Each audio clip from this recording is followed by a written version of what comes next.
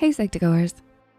Emotions, feelings, and all that intangible inner turmoil can be tough to deal with because dealing with it can feel unpleasant. We often do what we can to draw negative attention away from ourselves. This can take the form of simply distracting from our issues to redirecting the attention or even passing the blame on to others. While children commonly resort to such methods, these behavior patterns can sometimes follow people into adulthood. As an adult, the consequences are more serious than extra chores or being sent to one's room. Not dealing with your feelings properly as an adult may manifest as fear of intimacy, unbalanced sleep cycles, or angry outbursts. While the behavior may seem erratic, it can point to an emotional struggle. As adults, you may be so used to using your chosen mechanisms that you don't recognize them. Knowledge is power, so let's look at some signs of not dealing. Number 1, repression. A sure sign that you are eschewing your emotions is if you are repressing them. We tend to look at the near future and thus feel it's easier to bury these emotions than to confront them head on.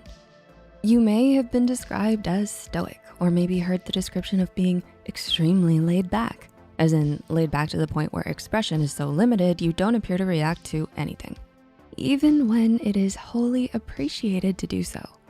Perhaps this has been portrayed as being too cool to care by acting constantly disaffected, like some teen romance movie character.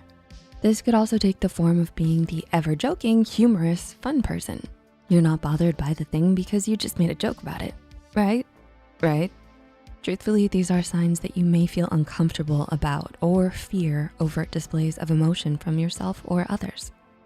Number 2, fear of intimacy. Speaking of fear, another sign of not processing or handling emotions well is a fear of intimacy. Intimacy requires you to be vulnerable and feel all the uncomfortable feelings you do not want to feel. When you deny, deflect, or otherwise don't deal with your emotions, you are not allowing yourself to feel them completely. Consequently, you will have a hard time expressing them. As has been discussed in other videos and articles, our partners, friends, and loved ones aren't mind readers. The inability to express emotions leads to vague excuses for how you feel, or maybe lies and distractions to cover up emotional discomforts. This kind of inability to express emotions and allow that kind of vulnerability severely hobbles effective communication, resulting in conflicts and the subsequent strain on the relationship.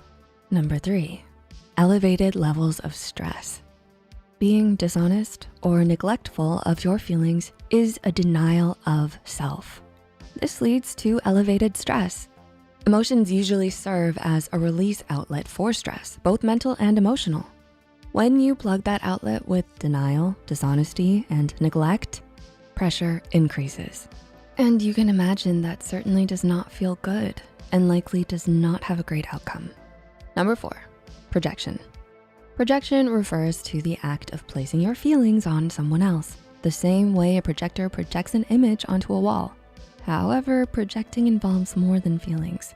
What happens when we have a whole bunch of unpleasant, embarrassing, and painful emotions that we don't want to consciously deal with?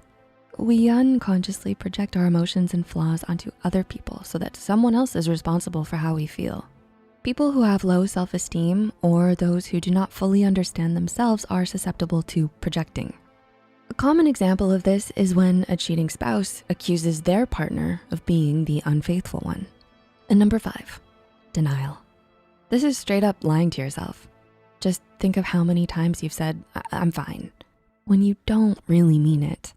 Regardless of how many times you say, I'm fine, I'm good, this won't make it true if you don't give your emotions the effort, time, or space to properly feel and deal. We are human and our actions, sometimes even our physiology, will put truth to the lie. Most of us try to put our heads down and bulldoze through difficult situations by pretending to be just fine. And on the surface, although it may seem helpful, the constant denial results in an erosion of self and increasing stress on mental health. We understand that we don't want to deal with unpleasant and difficult emotions. They're unpleasant and difficult. However, we are complex beings with complex brains, And we owe it to ourselves to embrace this complexity and flourish in our complicated selves to fully experience our humanity. As much as it doesn't feel good to deal with troubling emotions, understand that neglecting our emotions allows festering and long-term detrimental damage to your emotional health, and it'll feel worse later. Coping can be hard and it can be confusing to know where to start. Fortunately, there is professional help out there just waiting to lend a hand. Sally forth and be courageous. We'll catch you next time.